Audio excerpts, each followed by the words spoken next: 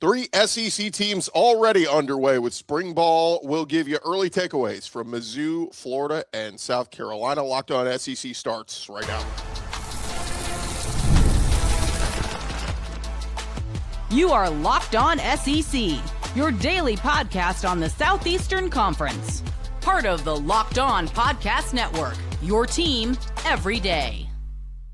And what's up, everybody? Welcome into Locked On SEC. It's great to have you guys along. I'm Chris Gordy. Thanks for making Locked On SEC your first listen every day. Shout out to our everydayers. We are part of the Locked On Podcast Network, now the #1 sports podcast network. And today's episode is brought to you by Mazda. We put that same drive into every detail. Wins define the moment. Putting in the work, that defines you. Stay tuned for highlights in this week's Moving the Game Forward. There's more to a Mazda because there's more to you. All right, spring football is underway across several SEC campuses already. We had Mizzou get things started several days ago, followed by Florida, and now South Carolina.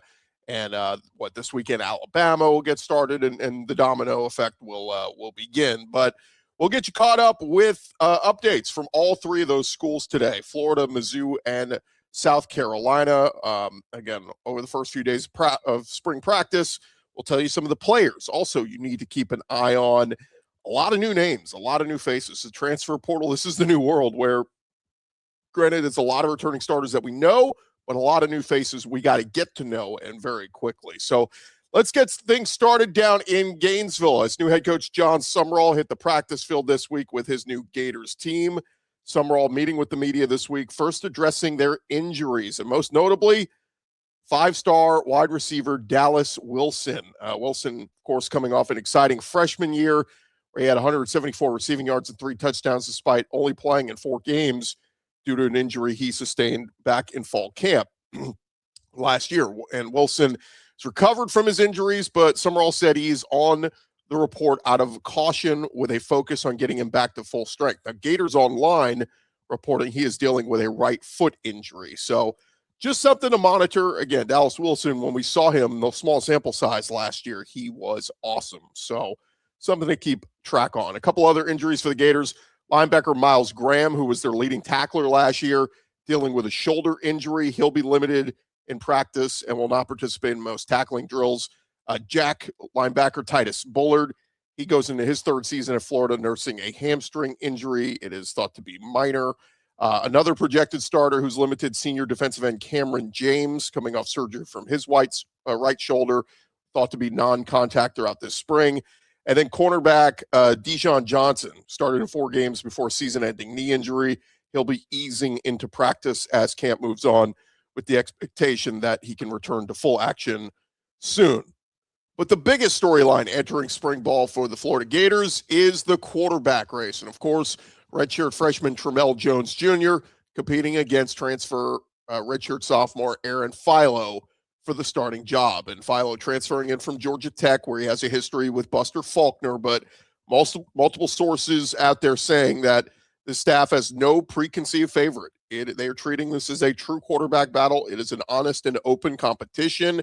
And some reports saying that Tramell Jones already has a good grasp of Faulkner's offense and believes the new coaches are giving him a fair shot, something he feels like he didn't get last year. And it's understandable, right? I mean, DJ Lagway was the heralded everything quarterback, and, it was kind of understood. He was the guy. So this year it is different. It is a true competition between Tramell Jones Jr. and Aaron Philo. And according to reports from the first few days of practice, new offense coordinator Buster Faulkner was intense out on the practice field. Media limited time out there, but saying that Faulkner was kind of getting into it. And some of the reports, the quarterbacks haven't thrown a ton of deep balls during the viewing period, but Tramell Jones did launch a nice pass to true freshman wide receiver Justin Williams on one of the plays. A wide receiver who's back from injury, redshirt senior Khalil Jackson. Some reports saying he has impressed the new staff in workouts and will start taking reps at the X position while Dallas Wilson is limited. And his injury, Dallas Wilson's injury, also getting some more looks for freshman Davian Gross. He's the top-ranked signee in Florida's 2026 recruiting class. So a lot of folks wanting to see what he can do. And another returning receiver near the top of the depth chart, redshirt sophomore TJ Abrams, who's expected to work with the first team offense and competing with Eric Singleton for the starting spot at the Z. And another Georgia Tech transfer, redshirt junior Bailey Stockton, is projected to play in the slot. And one report saying Stockton is a workout warrior this offseason. Now, we did see video of Eric Singleton settling into his new digs in Gainesville, catching some balls during reps and wearing that number 2 jersey at wide receiver. Of course, was at Auburn last year, but prior to that was at Georgia Tech with Buster Faulkner. So a lot of familiarity there. And look, Eric Singleton's going to start, and he's going to catch a lot of balls for the Florida Gators this year as long as he stays healthy. And then another name to keep an eye on, transfer wide receiver Jalen Lloyd. Saw some video of him catching some passes, has legit track speed, played a couple years at Nebraska and then last year at Oklahoma State. So maybe another guy to keep an eye on. As far as defensive line goes, top-ranked defensive transfer for Florida, Emmanuel Oyabadejo, apparently had a rough go of it during the viewing period of practice this week. It was as one report said, it was a welcome to the SEC moment for him. He's 6'6", 303 pounds, looks impressive when you see him, but reports saying he's got a long way to go as developing as a D lineman. They said that D-line coach Gerald Chapman and assistant Jeremy Patterson were not pleased with what they saw from him in drills. They made him restart multiple reps, coached him up on his technique. And look, this is just the reality. He's coming over from Jacksonville State.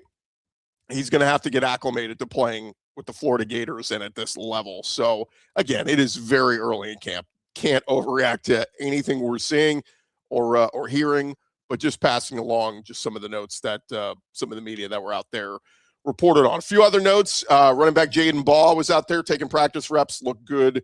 As we expect him to once again be one of the best running backs in the SEC. Also saw video of him catching passes as well.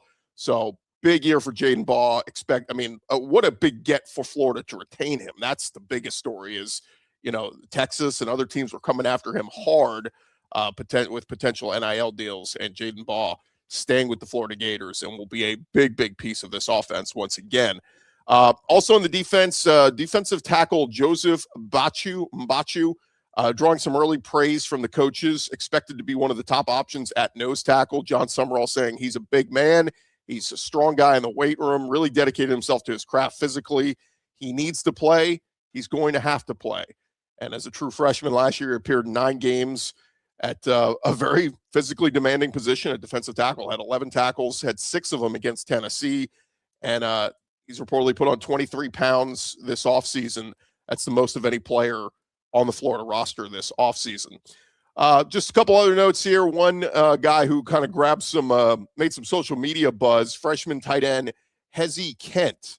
He is listed at 6'6", 313 pounds. And as everyone says, he looks every bit of it. He's just a physical specimen when you see him. But there's, I was reading a story saying there's a lot of doubt that his future is at the tight end position. A lot of people think perhaps he will move to offensive line with that size. 6'6", 313 pounds. It's like, okay, if you're going to play tight end, you're going to be that end blocker that is just, eating up space, or we can just transition you over to a true offensive line spot. So we'll keep an eye on him, but it seems like Florida always has just a guy or two who just like wows you when you see their size. And again, young guy there doing that already. One other note from John Summerall and talking with the media, talking about the right to wear the number 1 jersey for the Gators. Obviously, it's a jersey that has to be earned. Verno Brown obviously earned the right to wear it. Bryce Thornton. John Summerall telling the media this week, I'm not going to put a guy in number 1 if he's not a good player. I got respect for this place and who's worn that jersey. So something to keep an eye on with that. But Florida Gators underway, and again, the biggest storyline that we'll continue to track is certainly that quarterback battle that I don't know if we'll come out of spring practices with a true decision on who the quarterback will be. This feels like one that will go into the summer and potentially right before the season, perhaps, John Summerall names a starter, but we'll see on that. But I like what they said. It is a true open competition between Aaron Philo and Tramell Jones. So may the best man win. All right. Thank you guys for making Locked On SEC your first listen every day. Coming up next, we'll head out to Columbia and get an update on first few days of camp at South Carolina. That's coming your way next. Hey, but first, this is Mazda. Mazda's moving the game forward for those who show there's more to the score than what's on the screen. And this week, we're giving props to Georgia forward Cannon Catchings. The BYU transfer went off on Tuesday night in the win over Alabama, scoring 32 points with 6 rebounds, a block, and 2 steals. He hit 7 threes as Georgia got the 98-88 home win over top 20 Alabama. And it's moments like these that remind us what it really takes to raise the bar. It's that extra work off the court, dialing in every detail, giving it that extra fire, that grit, that I never quit. And Mazda, they put that same passion into every model. Highlights make the reel. What it took to get there makes it count. There's more to a Mazda because there's more to you. If you're thinking of getting a new vehicle, recommend our friends over at Mazda. As they always say, it is Mazda. Move and be moved. Hey, thank you guys for making Locked On SEC your first listen of the day. Thank you for making Locked On the #1 sports podcast network. You already live your team every day. Now take it up a level. Go ad-free. Join the Everydayer Club today and get Locked On SEC with no interruptions. They take out all the ads, and you get members-only Discord access as well to chat with me and some of our other SEC hosts, all for just $5 a month or $50 a year. Go to lockedonsec.supercast.com. or check the link in the show notes to learn more. All right, we head out to Columbia, South Carolina, as the South Carolina Gamecocks began their spring practice on Wednesday. And look, they're going to be out there a lot of days ahead, but South Carolina coach Shane Beamer acclimating a new group of coaches, right? They added 5 new coordinators and position coaches this offseason. When you talk about offensive coordinator Kendal Briles, offensive line coach Randy Clements, running back coach Stan Drayton, defensive end / outside linebackers coach Deion Barnes, and a new special teams coach in Matthew Smiley. It's the largest group of incoming coordinators and position coaches in one offseason at Carolina since Beamer took over in 2021. And Shane Beamer saying all the new coaches are blending in really well with his returning coaches, but all eyes are on new Arkansas offense coordinator Kendal Briles. His decade plus of offense coordinator experience, looking to help get the most out of quarterback LaNorris Sellers, who will be picking up his 3rd offensive system in 4 seasons with the Gamecocks. Of course, South Carolina was the 2nd worst offense in average yards last year and 2nd lowest scoring offense from last season. All that has to improve dramatically. Shane Beamer saying, look, it's this is Kendal Briles' system. He said he believes in hiring good coaches and letting them coach. And he said that's what he's doing with Briles and the offense. He said he's going to keep up the speed on what they're teaching, what they're doing every day, make sure he's on board with everything. But he said at the end of the day, it's on Kendal Briles to teach the players and get them to learn his system. So you kind of like to hear that from a coach. And like we talked about, Kendal Briles' track record speaks for itself in working with quarterbacks. And most notably, the example we always use is his time at Arkansas when KJ Jefferson was one of the best quarterbacks in the SEC during that time. Very productive. And, LaNorris Sellers, no offense to KJ Jefferson, but LaNorris Sellers is more talented. And so it's all about getting that coach to hone in and get that system and the play calling right to get the most out of them. But as for LaNorris Sellers, Shane Beamer said it's just another opportunity for him to jump into a system, learn a different way of doing things. And he said that will make him and the football team better in the end. And look, this is obviously a money year for LaNorris Sellers. There was conversation this year that NFL teams very intrigued by his skill set, and there's a lot of belief that if he has a very productive year, he will find himself in the first round of next year's NFL draft. So certainly excited to see what he will do this season. But judging on some of the reports and videos we got to see coming out of camp there, we got to see a video of new O-line coach Randy Clements working with the offensive linemen in drills, and a lot to be talked about there. When you talk about Josiah Thompson, the latest offensive tackle to go down with a knee injury, Shane Beamer saying this injury is one that's been lingering for a while, but with the surgery set to keep Thompson out for most of, if not all of this year, it's just kind of expected they're not going to have Josiah Thompson. Now, an interesting note, one report said he was not a ligament tear. So, is there a way where maybe he could be back before the end of the season? I don't know. But again, all the initial reports were Josiah Thompson out for the season. So we'll keep an eye on that. And of course, that came on the heels of losing Jacarius Peak, one of their big offensive line transfers of the offseason. He got hurt in that basketball tournament just a couple weeks ago. And according to Beamer and company, Jakari's Peak is expected to be back by the start of the season. And when he is, he will slide right in that left tackle spot. So we'll keep an eye on that. But some of the other names to keep an eye on the offensive line, you got sophomore Shedrick Surratt. He's a name to keep an eye on. Took a few snaps at left tackle last year, started the last 3 games at right tackle. Then you have redshirt freshman Damola Ajadahan.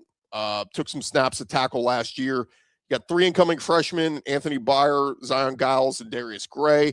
You have redshirt sophomore Blake Franks projected as a guard. And then some of these transfers. Armando Nieva started 10 games last year at New Mexico State. Ferris State transfer Dane Arnett. Expect ECU transfer Emmanuel Poku is going to slide in at guard. You got UCF transferred Carter Miller likely to slot in at center. So a lot of that still need to be figured out, but I bring it up because it's very important, right? Like if this offensive line is not good again, which feels like South Carolina's just had a tough go of getting solidified offensive lines over the years under Shane Beamer, then don't raise your expectations. But if they get this thing figured out and they have a strong offensive line, raise your expectations for South Carolina and LaNorris Sellers. Expect bigger things out of them. One notable name on the injury list as far as the defense goes, stud defensive end Dylan Stewart.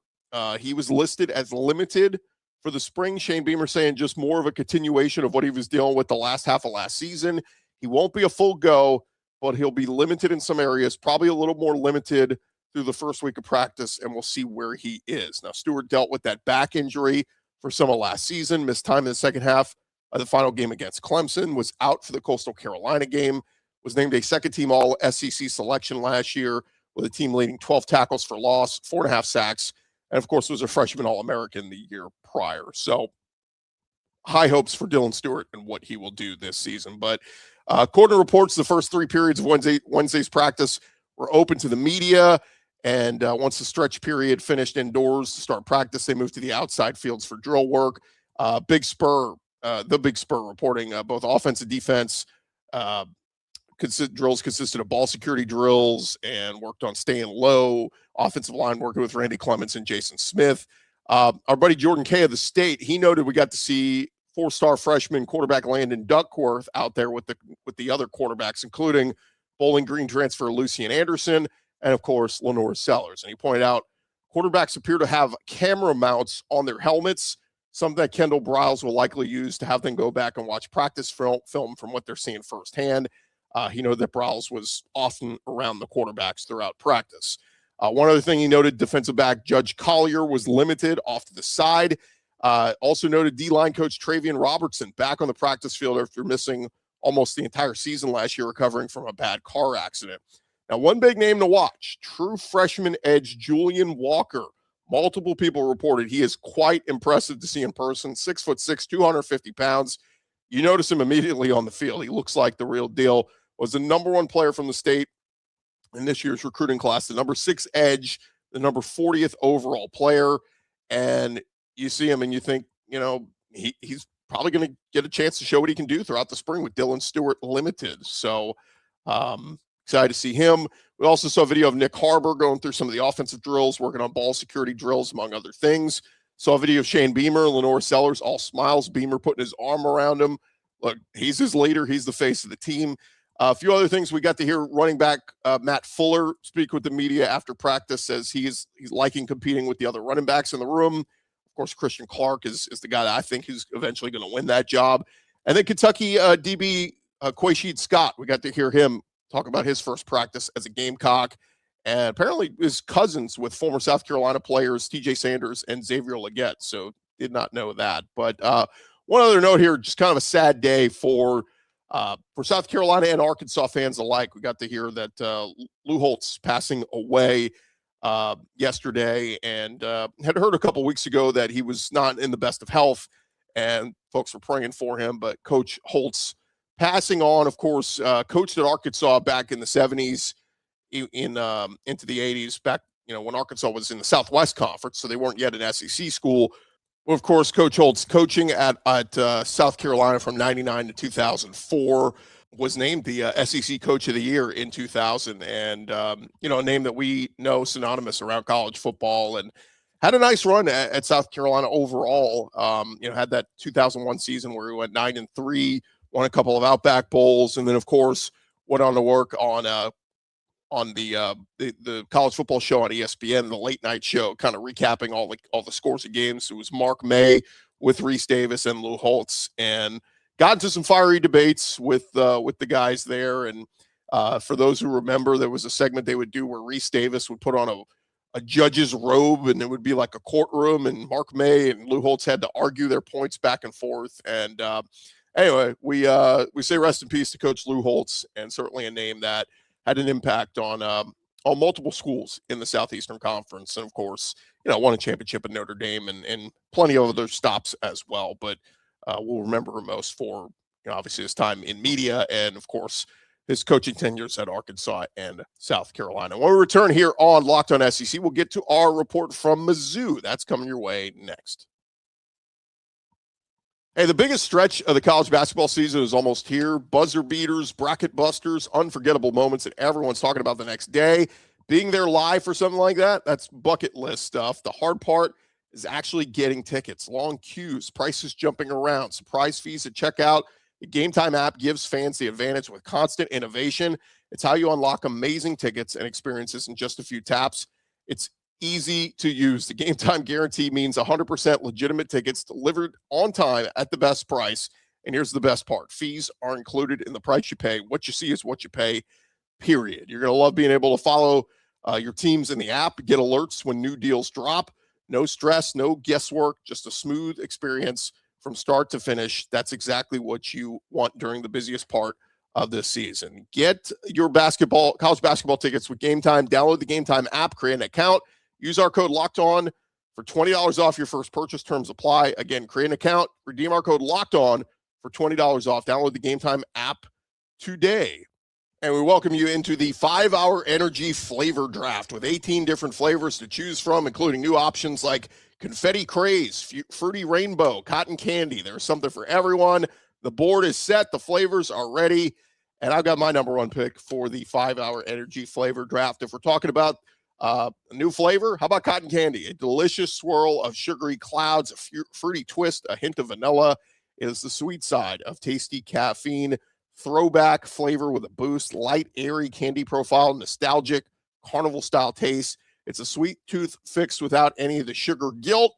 Of course, there are some underrated flavors like the cherry, a bold cherry candy-style flavor, sweet with a light tart edge. 5-hour Energy's got something for everybody. And, of course, the grape, probably still my top contender as well. But 5-hour Energy shots, they give you a boost with zero sugar. Find your new favorite flavor at 5-hour Energy shots, available online at 5hourenergy.com. That's number 5hourenergy.com or at Amazon, 5-hour Energy. All right, as we wrap things up here, going around the SEC with the latest schools to get underway. And how about Missouri? They got their spring practices underway about a week ago. So they've already been on the practice field a good bit. And a lot of eyes are on new quarterback Austin Simmons coming over from Ole Miss. And takeaways from practice this week, reports saying the quarterback's mostly, at least when the media's been in there, throwing to spots as a way to start drills for the receivers, running backs, and tight ends. So not really stretching the ball down the field a ton. But Eli Drinkwitz told the media this week he's excited about the quarterback competition. He said, obviously, I think Matt Zollers did an excellent job at his opportunity as a true freshman last year. But he said core value number one is always compete. So there's going to be added competition. And we've got that with Austin Simmons, Nick Evers, Gavin Sidwar, and with Matt Zollers. So obviously, Drinkwitz isn't just handing the starting job to Austin Simmons. He's going to make him earn it. Last year, Drinkwitz was sure to mention he didn't want to rush the choice between Bo Prabula and Sam Horn and let that thing play out for a while. And so, anyway, look, Austin Simmons is probably going to be the guy, but he's not going to name him the starter by any means anytime soon. As for the wide receivers, we know Austin Simmons already has that chemistry with his Ole Miss teammate and Caden Lee coming in. So I think we can expect big things from Caden Lee. Then you got the guy who was a freshman last year, wide receiver Donovan Olabode. Spoke with the media this week. He said, first off, it was weird because that was my first time catching a football from a left-handed quarterback, talking about Austin Simmons. He said, but it takes some time to get used to. I got used to it pretty fast. So one of those things where you don't really think about, but it does change things, especially for the offensive line, where you're used to protecting the blind side of a right-handed quarterback.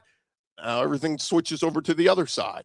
But one other note on wide receivers, Caleb Goody, the transfer from Cincinnati, expected to play a ton as well. So is that your three starting receivers, Caden Lee, Olabode, and Caleb Goody? We'll see. But Austin Simmons getting to spend some time with his new teammates. Coordinator Rowan reports Simmons and Matt Zoller spending frequent time with Caden Green on the offensive line and some of the other old linemen, trying to create a little bit of a connection there. We did hear that Missouri tight end Brett Norfleet, he's the only player on offense wearing a green jersey, still recovering from the surgery that held him out of the bowl game against Virginia. Another guy to keep an eye on. How about star running back Ahmad Hardy, who is back, the Missouri single-season leading rusher, talking about how important his off-the-field regimen has been, film study, nutrition, sleep, recovery. He said all that's been helping his performance on the field. Eli Drinkwitz talking about him, saying, well, he's got a hell of an offensive line in front of him now. And then new offense coordinator Chip Lindsey spoke with reporters this week. He was asked about, working with Austin Simmons, who's a left-handed quarterback. He said, well, I've worked with a couple, Max Johnson at North Carolina, Matt Bergeron at Southern Miss. He said, if a guy can throw it, he can throw it. There you have it. Again, not earth-shattering news, but just kind of some names to keep an eye on and a lot of new names to keep an eye on at some of these schools. So throughout the next couple of weeks, we'll get you caught up with some early reports as Alabama and other schools get into camp in the next couple of days and get out there on the practice field. But thank you guys for tuning into today's Locked On SEC. Make sure you subscribe and follow so you get all the latest episodes. And hey, if you never miss an episode, we'll be telling you the Everydayer Club is built for you. Get Locked On SEC ad-free, plus members-only Discord access and more. Head to lockedonsec.supercast.com. I'm Chris Gordy. This has been Locked On SEC. Have a great day, everybody. We'll talk to you guys tomorrow.